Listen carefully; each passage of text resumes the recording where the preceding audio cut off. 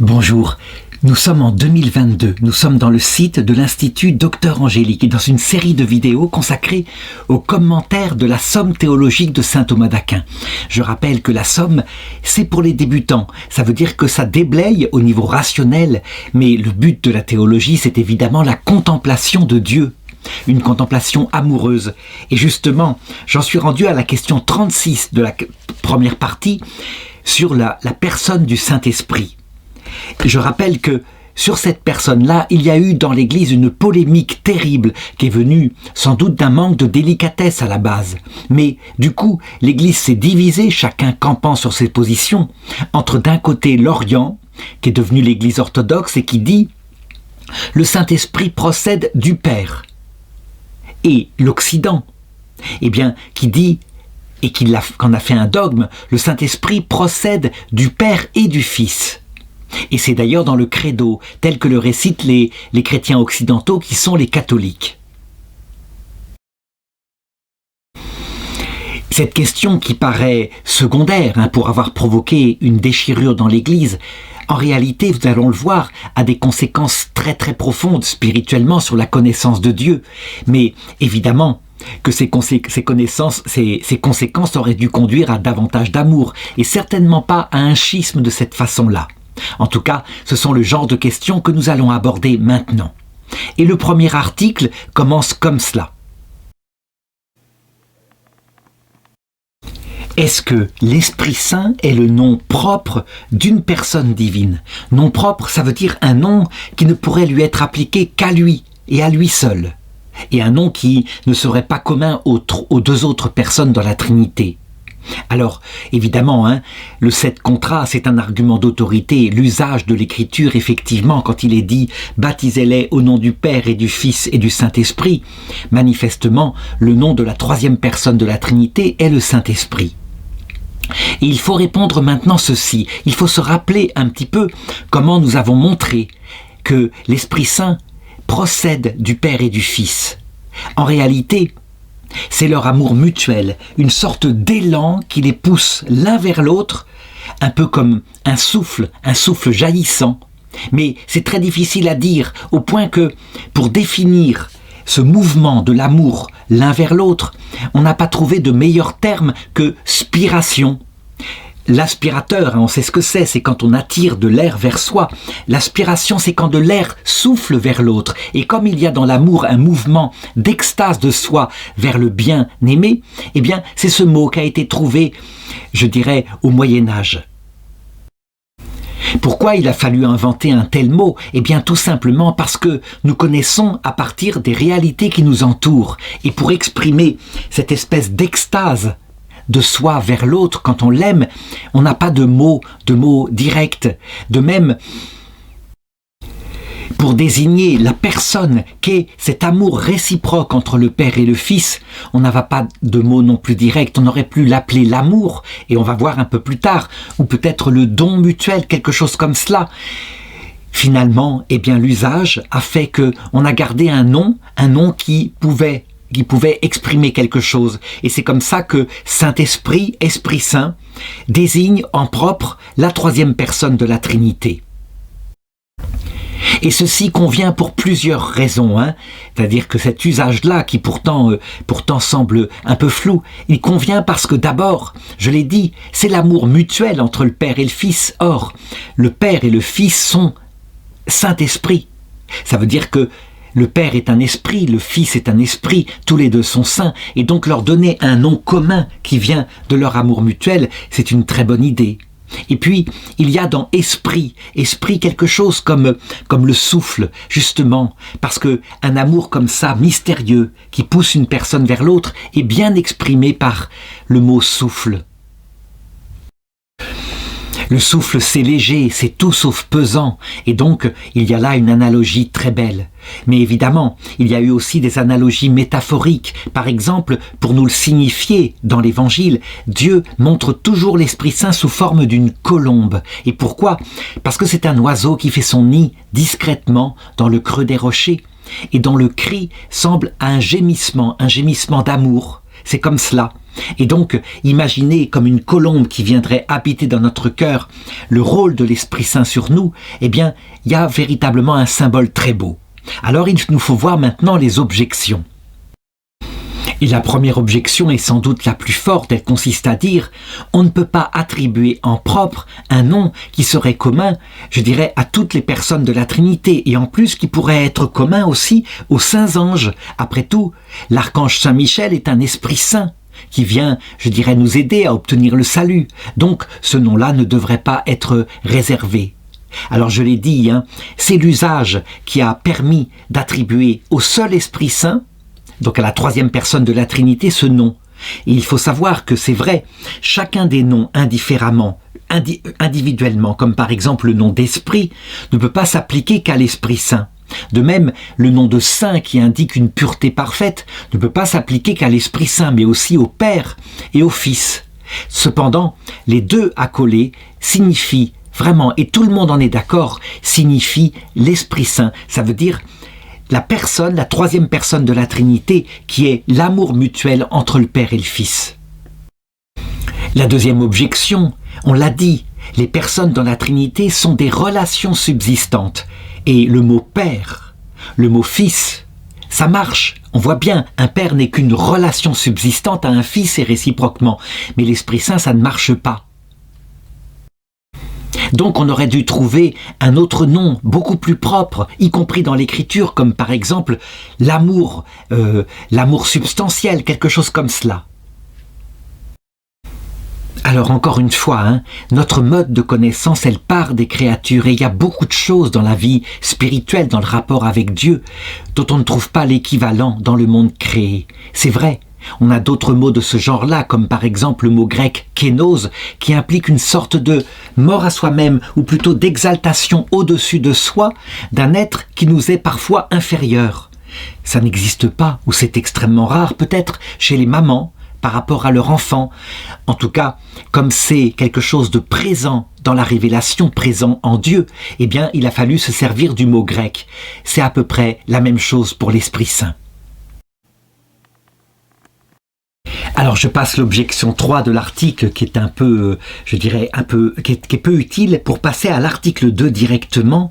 Le Saint-Esprit procède-t-il du Fils ? Là, je l'ai dit, on entre au cœur d'un problème qui a eu lieu dans l'Église catholique et qui l'a profondément divisé. Mais je vais montrer que la division ne vient probablement pas de la théologie, mais peut-être plutôt de la susceptibilité de nos supérieurs vers 1054.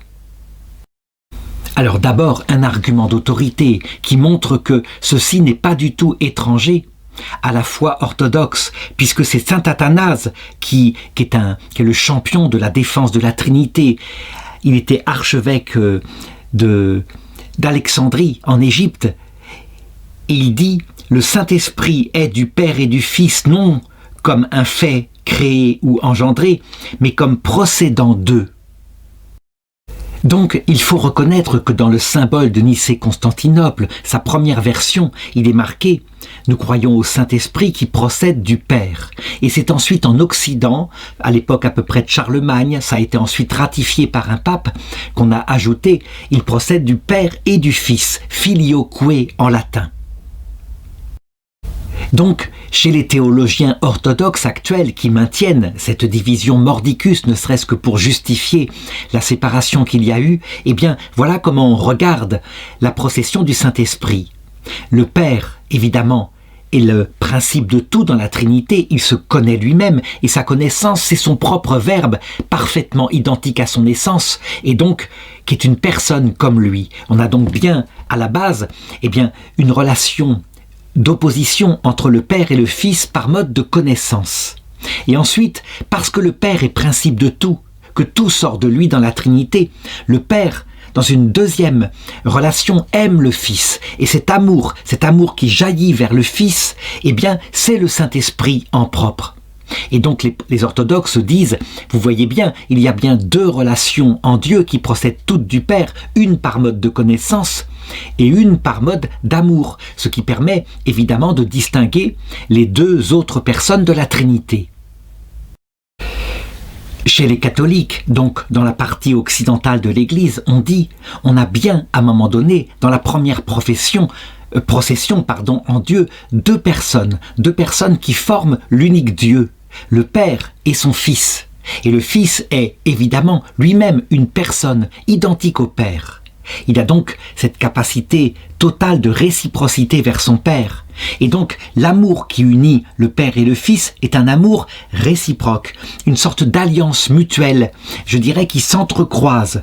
Et c'est cet amour réciproque qui est le Saint-Esprit proprement. Ce qui montre par là qu'il y a vraiment en Dieu une alliance infinie et coéternelle au Père et au Fils. Et ceci a des conséquences directes sur notre propre vie. Alors, les catholiques justifient la chose en disant, regardez par exemple, quand Jésus envoie le Saint-Esprit vers nous, quand il promet qu'il nous l'enverra, il fait toujours comme cela, je prierai le Père qui vous enverra le Saint-Esprit. Or, la mission extérieure, le Saint-Esprit qui évidemment est là pour nous révéler l'amour de Dieu, est révélée ici par le fait que, c'est par le Père que le Fils envoie le Saint-Esprit. Par exemple, Jean 14, 16, « Je prierai le Père, dit Jésus, et il vous donnera un autre paraclet pour qu'il soit avec vous à jamais. » De même en Jean 14, 26, « Le paraclet, l'Esprit Saint, que le Père enverra en mon nom. » Évidemment, puisque les missions ad extra révèlent quelque part les missions ad intra, les orthodoxes sont prêts à dire que le Saint-Esprit procède du Père par le Fils, puisque c'est le Père qui se tourne vers le Fils qui l'aime, et donc il y a évidemment un rôle du Fils là-dedans. Donc voilà où en est la théologie réciproque de ces deux églises. Saint Thomas d'Aquin, lui, évidemment, a défendu mordicus, ce qui est notre foi à nous catholiques et qui est ratifié par l'infaillibilité pontificale en disant « Si jamais le Fils procédait du Père seul et le Saint-Esprit s'il procédait du Père seul, alors le Fils et le Saint-Esprit seraient une seule personne puisque ce serait une relation, la même relation entre les deux. » Les orthodoxes répondent « Mais non, parce que le Fils procède, je l'ai dit, par connaissance, tandis que le Saint-Esprit procède par amour. » Bref, on en est là, et à chacun de se faire une opinion. Mais en tout cas, on peut le dire, dans l'Église catholique, parce que nous savons que le charisme d'infaillibilité a été proposé au seul pape, Pierre, et à ses successeurs, que nous avons une certitude, et donc nous pouvons, en faisant confiance à Dieu, dire que le Saint-Esprit est l'amour réciproque éternel entre le Père et le Fils. Comment donner un argument, je dirais, qui pourrait être tiré alors de l'observation de ce qui se passe dans la création pour trancher plus dans un sens ou dans l'autre? Pour ma part, manifestement, je dirais, je ne peux que trancher dans le sens de la foi catholique. En effet, on le voit bien, dans ce qu'on considère dans la créature. C'est vrai que la première opération de l'esprit humain, c'est la connaissance. Et la connaissance, par exemple, quand on connaît celle qui sera sa bien-aimée, celle qu'on épousera, la connaissance fait que, une similitude d'elle vient dans notre esprit. On connaît de plus en plus qui elle est. Mais ensuite, ce qui fait véritablement le couple, ce n'est pas simplement l'amour de l'homme pour cette jeune femme. C'est bien un amour réciproque, une alliance. Et donc, si le mariage est l'image quelque part de Dieu, de ce qui se passe en Dieu, alors on peut dire que véritablement il y a dans cet amour réciproque où chacun dit oui à l'autre. Sinon, il n'y a pas de mariage, il y a une image de l'amour réciproque entre le Père et le Fils dans la Trinité. Alors, première objection, elle est tenue par saint Denis l'Aréopagite qui est un saint dans les deux églises et qui dit « On ne doit pas s'aventurer à parler de la substantielle déité en des termes étrangers à ceux qui nous sont divinement formulés dans les textes sacrés. » Or, le texte de la Sainte Écriture ne dit pas que le Saint-Esprit procède du Fils, elle dit seulement qu'il procède du Père. Et c'est dans le passage suivant, en Jean chapitre 15 verset 26, l'Esprit de vérité qui procède du Père. Donc, l'Esprit Saint procède du Père et pas du Fils. La réponse est qu'il faut comprendre ce que dit Jésus. Il a parfois des expressions comme ça qui montrent son parfait amour, sa parfaite humilité face à son Père, parce qu'il procède entièrement de son Père. Quand il dit par exemple « Nul ne connaît la date de la fin du monde, même pas le Fils, si ce n'est le Père ». Eh bien, il faut affirmer en théologie que, évidemment, que le Fils connaît la date de la fin du monde, mais il ne la connaît que par le Père, parce que tout son être même, qui est connaissance, il le tient de la connaissance que le Père lui donne.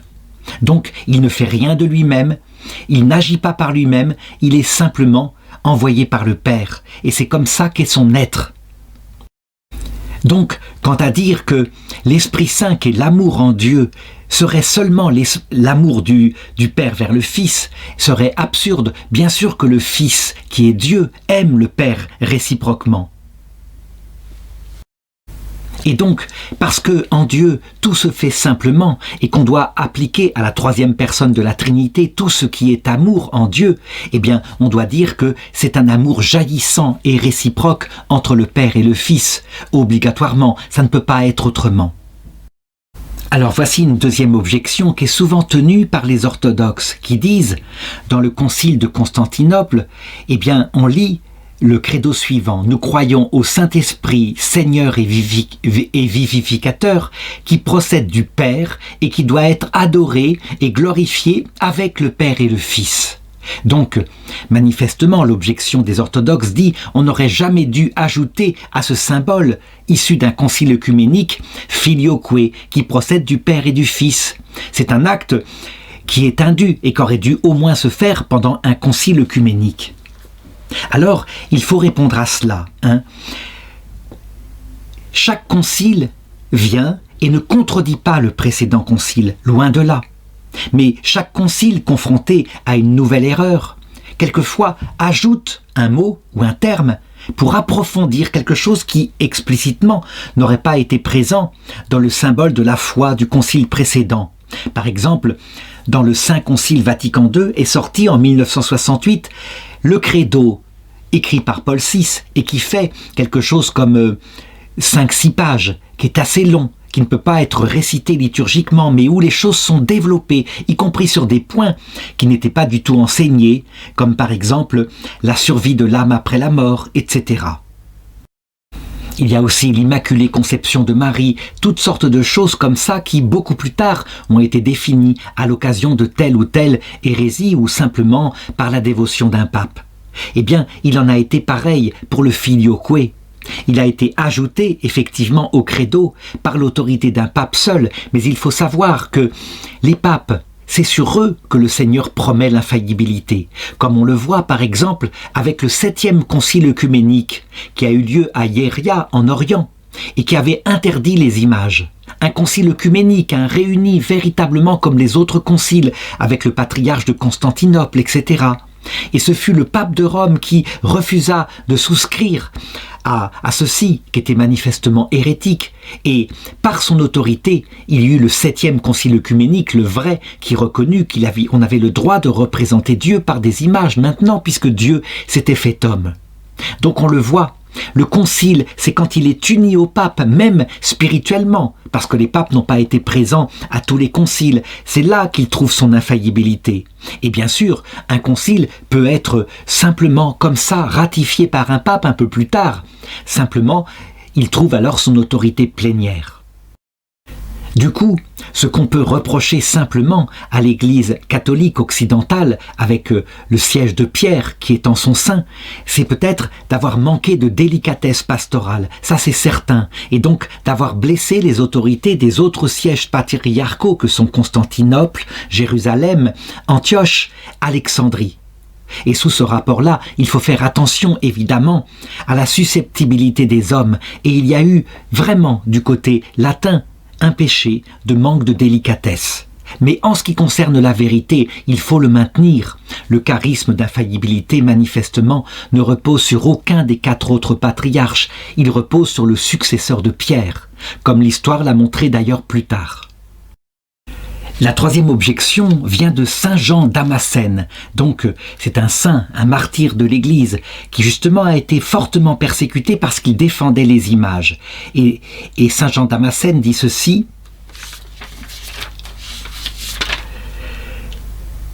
nous disons que le Saint-Esprit est du Père et nous l'appelons l'Esprit du Père. Par contre, nous ne disons pas qu'il est du Fils, mais nous l'appelons tout de même l'Esprit du Fils. Donc le Saint-Esprit ne procède pas du Fils.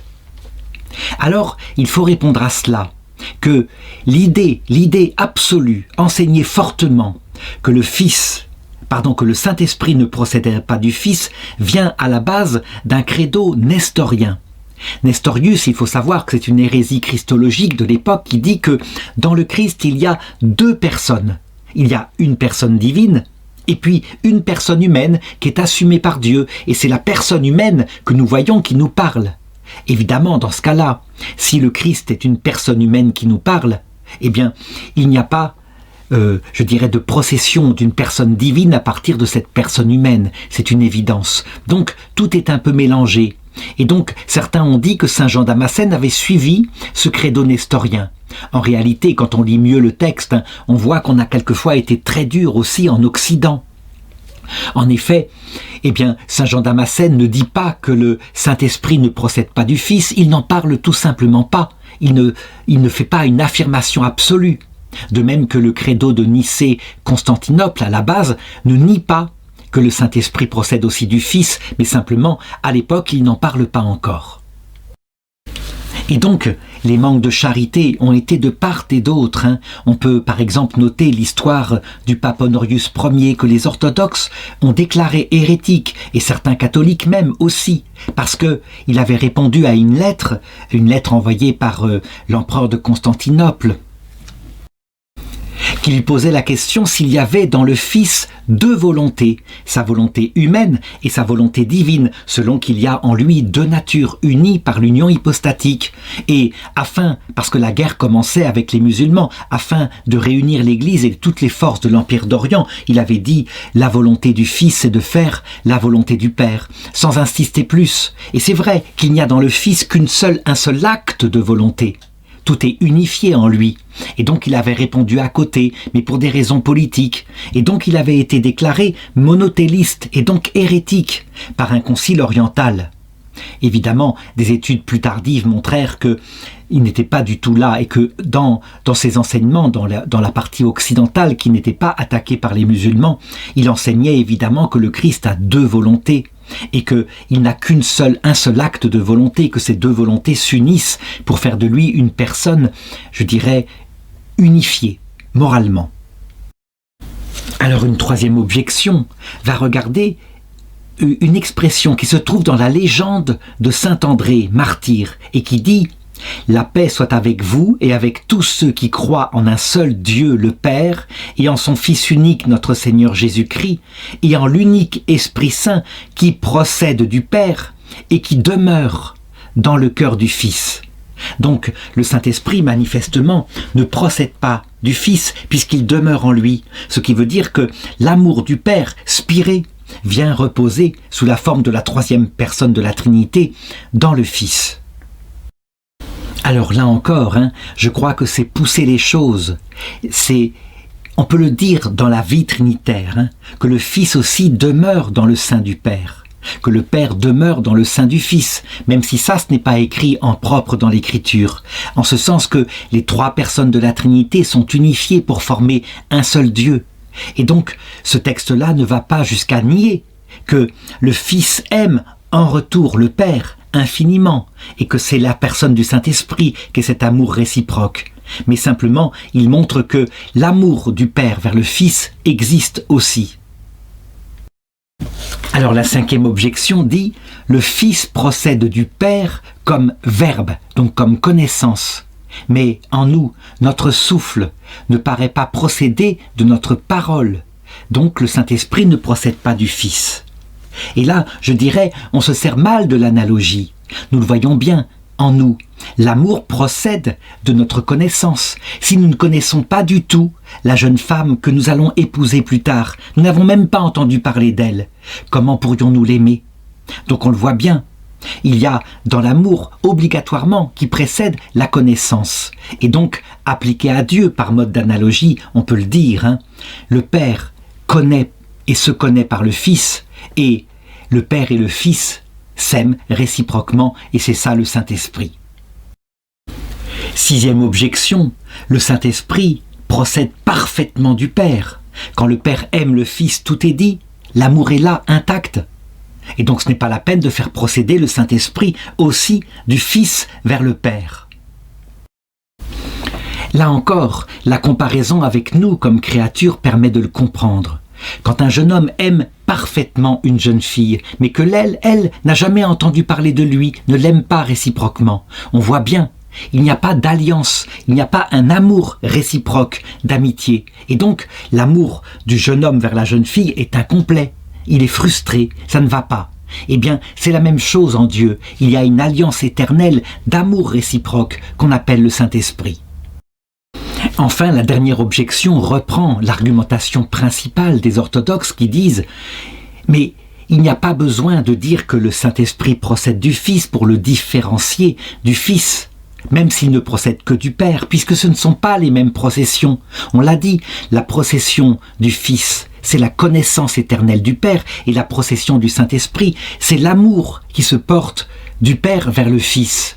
Donc, manifestement, l'argument occidental tombe.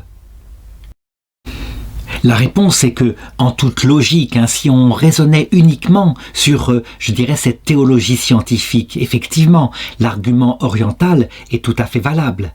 Cependant, lorsqu'on regarde le comportement tel que le Fils nous le révèle dans toute l'Écriture, le comportement par exemple qu'il aura vis-à-vis de nous, comportement étrange puisque si nous voulons bien l'aimer, il le dit lui-même en Jean chapitre 14 verset 12, « En vérité, je vous le dis, celui qui croit en moi fera lui aussi les œuvres que je fais, il en fera même de plus grandes. » De plus grande, ça veut dire que nous, petites créatures, le Fils nous donnerait de faire plus que ce qu'il a fait lui-même.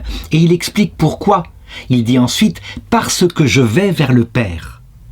Tout ceci indique que, évidemment, il y a dans le comportement de la Trinité, dans la racine qui est là, et donc dans l'amour que le Fils porte réciproquement vers son Père, un amour infiniment humble, infiniment donné, qu'on appelle le Saint-Esprit.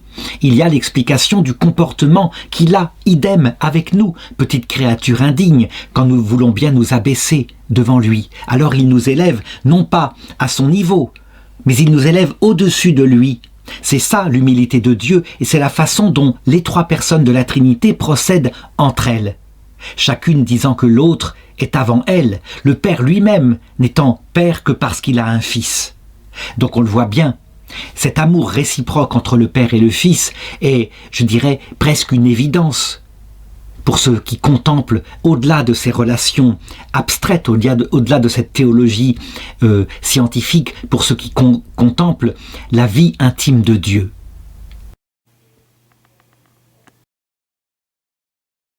Vient ensuite l'article 3 qui est probablement dans la discussion entre les catholiques et les orthodoxes à l'époque de saint Thomas d'Aquin un terrain d'entente. Est-ce que le Saint-Esprit procède du Père par le Fils ? C'est ce que les orthodoxes voulaient bien concéder aux catholiques en disant « il ne faut pas mettre une identité, il ne procède pas du Père et du Fils, donc comme un amour réciproque, mais il procède du Père par le Fils ». Ce qui semblait pouvoir résoudre le conflit. Alors, saint Thomas d'Aquin, et je crois que l'Église catholique est prête à concéder cela, mais évidemment, de la façon que je vais indiquer. Par exemple, l'argument d'autorité qui vient de saint Hilaire qui fait cette prière. « Gardez, je vous en conjure, ce vœu suprême de ma foi, que toujours je possède le Père, je veux dire vous-même, et que j'adore votre Fils avec vous, et que j'obtienne votre esprit qui tient l'être de vous par votre Fils unique. » Donc, pour comprendre qu'il y a dans cette expression quelque chose de valable, il faut regarder encore une fois par analogie avec notre comportement dans l'amour qui est à l'image de ce qui se passe dans la Trinité. C'est évidemment uniquement une analogie, mais tout de même c'est parlant. Donc je reprends, comme le dit saint Paul aux Éphésiens, l'exemple du mariage, parce que c'est l'amour le plus intime qu'on puisse imaginer lorsqu'il est fait selon la volonté de Dieu. Un jeune homme aime une jeune fille, et réciproquement la jeune fille aime le jeune homme, c'est ce qui va aboutir à leur alliance. Il y a donc deux personnes qui sont là, l'une devant l'autre, et c'est vrai que l'amour du jeune homme vers la jeune fille, ne procède du jeune homme que parce que la jeune fille est là. Ça veut dire qu'il l'aime elle, et c'est elle, sa présence à elle, qui suscite cet amour qu'il y a entre les deux. Eh bien, de cette façon-là, on pourrait dire que l'amour procède de ce jeune homme par la présence de cette jeune fille magnifique, mais réciproquement aussi. Ça veut dire que l'amour de cette jeune fille pour ce jeune homme, eh bien, procède de cette jeune fille par le jeune homme à cause de sa présence qui est là, devant elle. Dans la Trinité, ce qui caractérise les choses, c'est que cet amour n'est pas simplement, je dirais, une extase intentionnelle l'un vers l'autre, mais c'est véritablement la personne éternelle du Saint-Esprit, donc de même nature que le Père et le Fils. Mais on voit bien, il y a quelque chose qui est conforme à ce qui se passe dans l'amour. Cependant, même si cette expression décrit les choses merveilleusement, eh bien, le plus simple, c'est de dire que leur amour est réciproque, et c'est ça qui fait sa perfection. Leur amour réciproque va aboutir à leur mariage. Et si l'un aime l'autre, mais que l'autre est simplement passif et n'aime pas le premier, il n'y aura jamais d'alliance matrimoniale. Eh bien, c'est pourquoi il est plus simple de dire que le Saint-Esprit est l'amour entre le Père et le Fils, qu'il procède du Père et du Fils. Alors une première objection, pour ceux qui veulent pousser très loin et même refuser, ne pas accepter de concéder ça aux orthodoxes, ceux-là disent, et ce sont des catholiques, il semble que non, car ce qui procède de quelqu'un par un autre n'en procède pas immédiatement. Si donc le Saint-Esprit procède du Père par le Fils, il ne procède pas immédiatement du Père, conséquence qui répugne. Et donc en reprenant l'analogie que j'ai donnée, on voit bien que c'est une objection qui ne tient pas.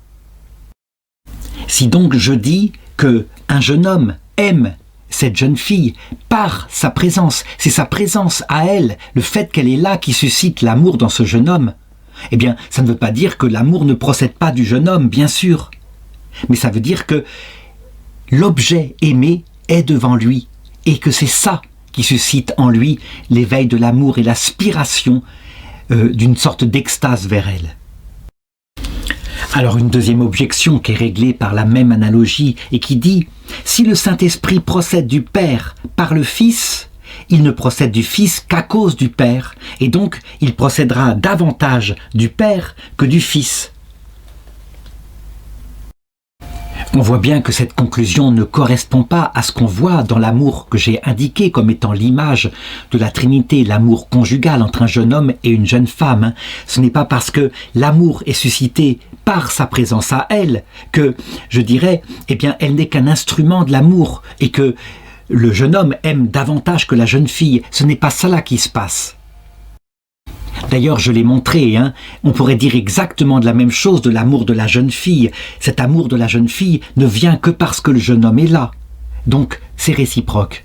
Par contre, ce qu'on peut concéder, c'est que, effectivement, dans l'ordre de procession des personnes, c'est le Père qui est premier, qui se contemple, et son Fils arrive ensuite. Donc, je pense que, vraiment, par humilité, le Fils dirait, eh bien, que c'est le Père qui l'aime en premier. Il le dirait probablement. Mais le Père sans doute répondrait « Non, nous nous aimons réciproquement et éternellement ». Ça, c'est autre chose, c'est le mécanisme de la kénose dans la Trinité dont je parlerai plus tard et qui est fort important à comprendre. Ça veut dire que chaque personne met l'autre au-dessus d'elle-même alors qu'elles sont absolument de même nature. Ce n'est donc pas normal. Une telle exaltation de l'autre au-dessus de soi, c'est quelque chose de particulier, mais qui a des conséquences sur nous, comme je le montrerai. Alors la troisième objection qui est assez grossière et qui dit ceci, si le Fils a l'être par génération, et si le Saint-Esprit ensuite procède de l'amour du Père pour le Fils, ça voudrait dire qu'il y a un ordre chronologique dans l'apparition des personnes, et donc ça voudrait dire que le Saint-Esprit n'est pas éternel, et donc dans ce cas-là, ça voudrait dire qu'il n'est pas Dieu, mais qu'il est une créature. Donc il faut répondre simplement à cela et se souvenir que ce n'est pas un ordre chronologique, c'est-à-dire dans le temps, qui explique l'apparition des trois personnes de la Trinité. Le Père éternellement se connaît, et donc son Fils est coéternel au Père, et le Père et le Fils s'aiment éternellement, et donc le Saint-Esprit est comme eux, éternel. C'est tout, il n'y a rien à ajouter. Alors enfin, la dernière objection qui dit ceci, si jamais le Saint-Esprit procède du Père par le Fils, alors on doit pouvoir dire l'inverse, à savoir que le Saint-Esprit procède du Fils par le Père. Et donc, manifestement, ceci n'ajoute rien. Alors il faut comprendre ici que on ne doit pas prendre pour comprendre ce qui se passe en Dieu l'analogie par exemple d'un roi qui agirait par, son ministre. Ce n'est pas comme ça que ça se passe. Là, dans ce cas-là, on pourrait dire que l'origine vient du roi seul et le ministre est juste l'instrument du roi. Non, en Dieu, c'est un amour réciproque de deux personnes absolument égales, en dignité, en éternité.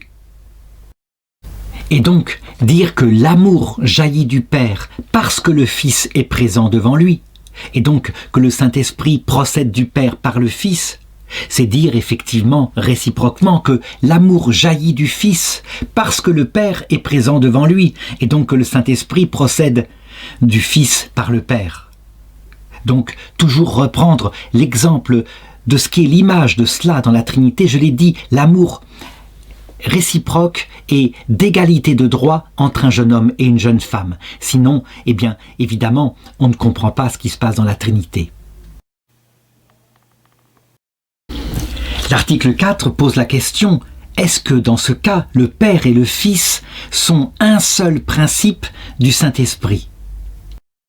Alors il y a là débat, et d'abord je voudrais trancher par un argument d'autorité, mais je montrerai dans la réponse que c'est beaucoup plus complexe que cela. Saint Augustin dit que le Père et le Fils ne sont pas deux principes, mais un seul et unique principe du Saint-Esprit. Donc voilà comment il faut répondre à la question.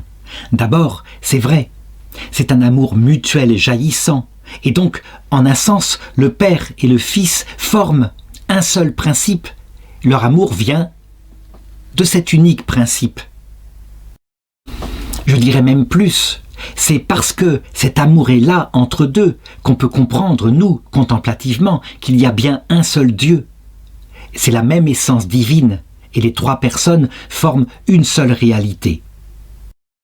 Cependant, il faut ajouter autre chose. Le Père et le Fils sont réellement dans la Trinité deux relations subsistantes, et donc sous ce rapport-là, ils sont différents individuellement.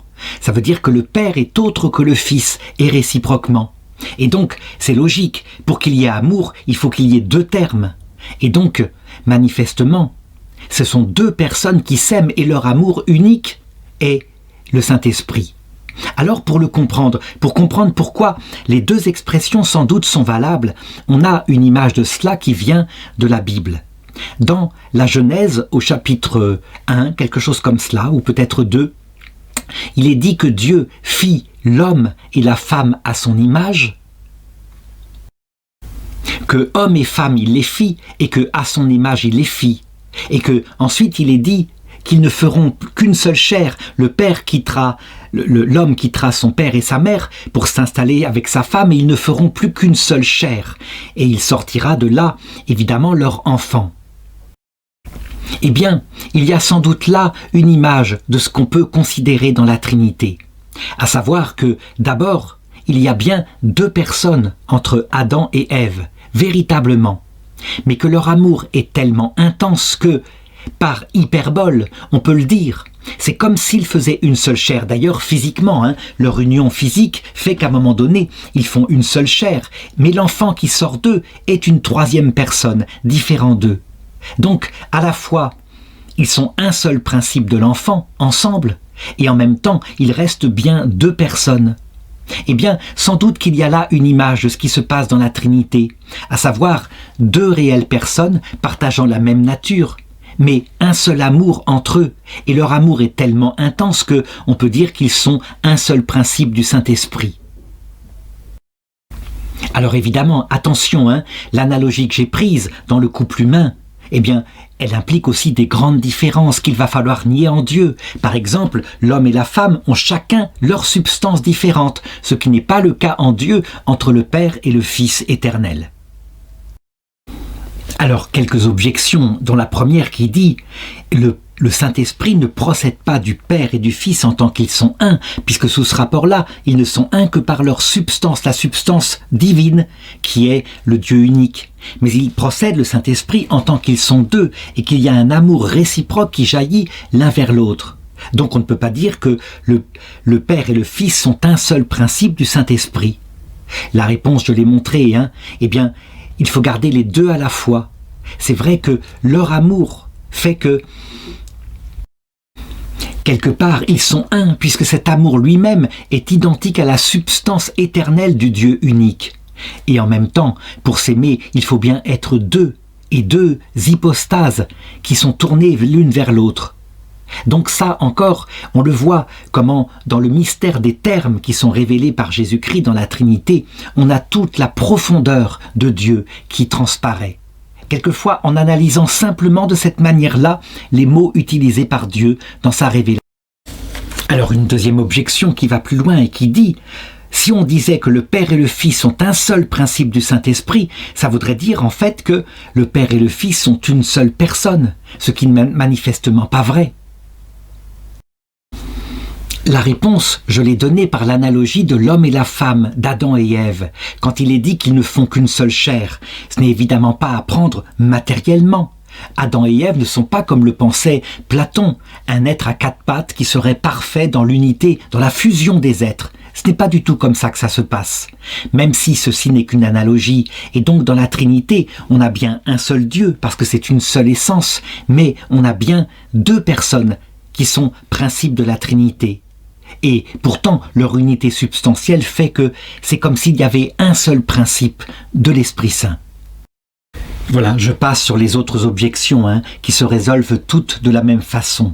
Il faut donc garder bien dans l'esprit que on a deux personnes dans la Trinité qui s'aiment réciproquement et que les deux personnes sont de la même substance unique, divine.